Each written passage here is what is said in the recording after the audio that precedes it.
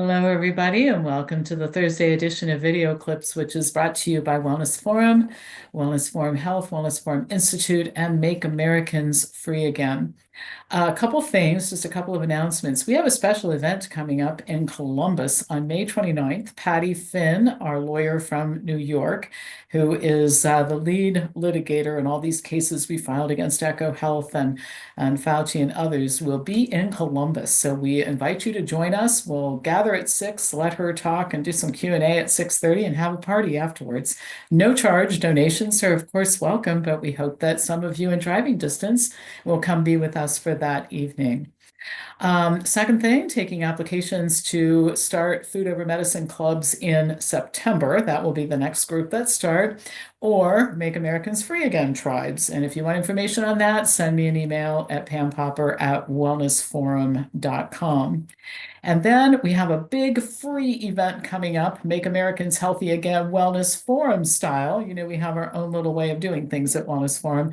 And that is June 10, 11, and 12 from 8 to 11 Eastern. We'll record it. 9 hours of free education covering the controversy about dietary fat and cholesterol and health and whoever ate a paleo diet. Did anybody actually eat it? DMSO, miracle supplement or snake oil, thyroid disease, overcoming resistance to habit change, and some discussion about nutrition policy in America and why it matters to you. I have a lot of experience, firsthand experience with that. I don't usually share, but I will that weekend, and it's all free. It's all free. So you want to sign up, send me an email at pampopper@wellnessforum.com. And then remember, our membership drive is still on. You buy a membership and we give you a gift certificate for the amount of dues, which you can apply to other programs, including the Food Over Medicine retreat from last weekend. We recorded it. It was amazing, and we'll send you the recipes and everything that went with it.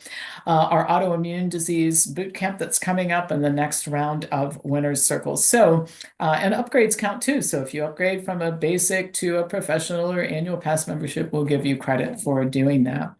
All right, I have a news item that's super important, and it has some good news, but then some cautionary news as well. You know, I'm always looking out there and seeing what should we be paying attention to, because planning is important. The other side plans, well, we sometimes not so much, right? So this week, let's start with something good. President Trump signed an executive order banning all gain-of-function research, federal funding for it, in China, Iran, and other countries that don't provide the proper oversight for such activities and actually may have some nefarious intentions. That's all wonderful. The thing that makes me a little cautious is the order also suspended federal funding of the research in the United States until an oversight policy is established. So as it pertains to gain of function here, during the next 120 days, the government is ordered to strengthen the top-down independent oversight, increase accountability, clearly define the scope of covered research while ensuring that the United States remains the global leader in biotechnology and health research, incorporate enforcement mechanisms to ensure compliance, and provide for review and revision at least every 4 years or as appropriate. So in other words, the English translation of all of that is this research will eventually, a few months from now, continue to take place in labs like Barracks in North Carolina. The problem, and I talked about this last week, is we have claimed in our lawsuits, and it's been demonstrated again and again, that this research, this gain-of-function research, is unavoidably unsafe. It's unsafe in so-called secure labs. It's been leaking out of, viruses have been leaking out of Barracks' supposedly more secure lab for a very long time. That was the subject of last Thursday's video. And it's just unsafe, period. And furthermore, the executive order really misses the most important point, not only that it's never going to be safe, there's nothing you can do to make it safe, but that it serves no purpose at all. There is no reason to do it ever. So think about this for a minute. The creation of a dangerous virus that doesn't exist, we make it so that we can create treatments and vaccines for it. On its face, this is insane. We don't have to worry about viruses that don't exist.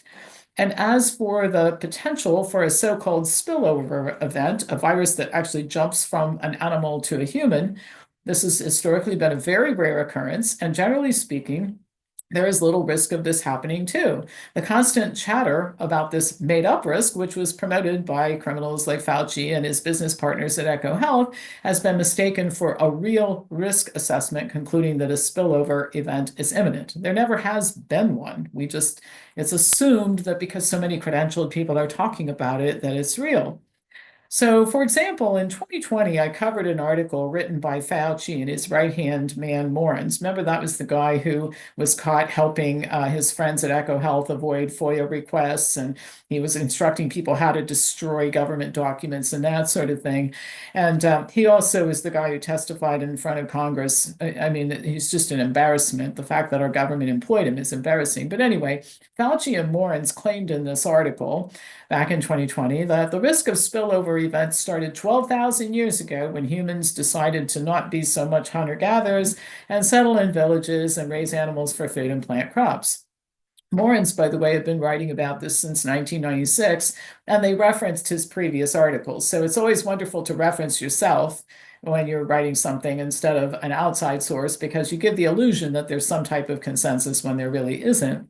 So they claimed that 12,000 years ago, this was the first step in manipulating nature, and that this was the cause of, listen to this, smallpox, malaria, measles, bubonic plague, Black Death, and AIDS.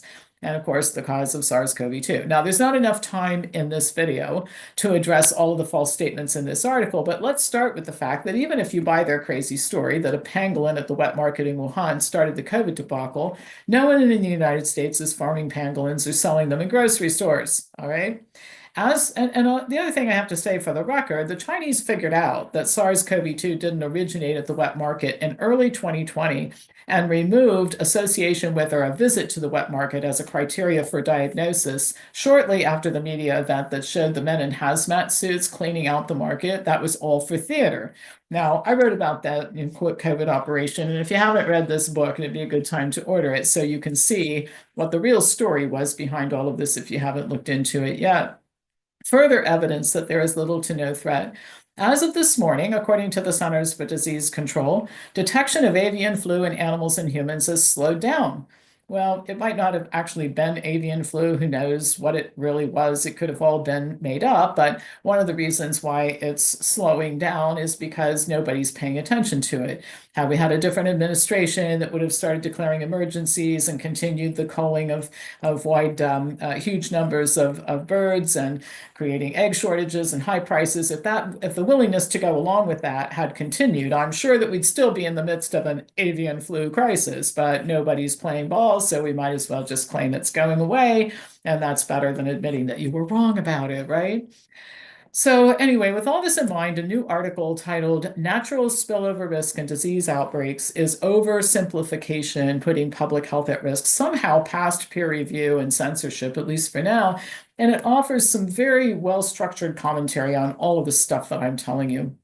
The authors directly address the false premise, which has been perpetuated by people who profit from it, that pandemic risk is increasing due to farming practices, which increase the risk of zoonotic spillover. They write, quote, if a genuine misattribution bias regarding spillover risk and consequent pandemic risk is arising, this can distort public health policy with potentially far-reaching consequences on health outcomes. And this is the part that I don't think Trump understands at all. And he's not a virologist, and he's not an epidemiologist, and he doesn't know a lot about farming, obviously. And he still doesn't know a lot about what really happened with the COVID debacle. So anyway, the authors looked at how the case has been made for continuing this nonsense and write that, like so much of the biased health literature these days, scientists play a game of, they call it citation roulette. You cite one another constantly to cover up lack of substance. In fact, the article I mentioned earlier, written by Fauci and Morens, I said Morens cites himself in that article, and it's all based on opinion and conjecture rather than evidence. So what they write, the article, this recent article I'm referring to, quote, "There are several potential reasons for this tendency to reference opinion as if it is fact. The field has been relatively small, with authorship shared across many papers." We're talking about the articles about gain-of-function research and spillover and that. "The risk for the development of a mechanism for circular referencing, reviewing and reinforcement of opinion, shielding claims from skeptical inquiry or external review. The increased interest of private sector funders and public health institutions, including the World Health Organization and its emphasis on commodities and health responses, may deepen this echo chamber, inadvertently downgrading or ignoring contrary findings while emphasizing studies that support further funding." Now, in other words, the incentive is you cite yourself and you gin up by citing opinion pieces and sharing your own opinion as if it's fact. You gin up fear that this is going to happen and money to prevent the thing that isn't going to happen from happening. I hope you all followed that, but that's the circular logic. And this is the game that is played to create the science. The science says. I'm so sick of that statement, I can't begin to tell you. And it provides justification for egomaniacs like Fauci to declare they are the science. Remember when he said, "I am the science, and if you're disagreeing with me, you're disagreeing with science"? He should have been fired that day, and you should ignore anybody who says anything like that, because that's just an egomaniac talking about ridiculousness, not a person commenting with any substance on what's going on. The promotion of the wet market theory and the continued editorializing about the non-existent threat was nothing more than a plan to cover up the disastrous mess that was made by Fauci and Lipkin and Barrick and Daszak, and to justify continued funding to do more of it.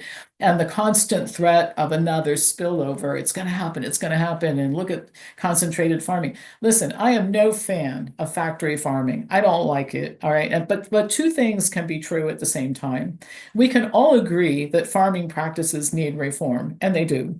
We can all agree that some types of farming are bad for the environment and the waterways and the air and all that sort of thing. And they lead to certain dietary patterns that are unhealthy. I agree.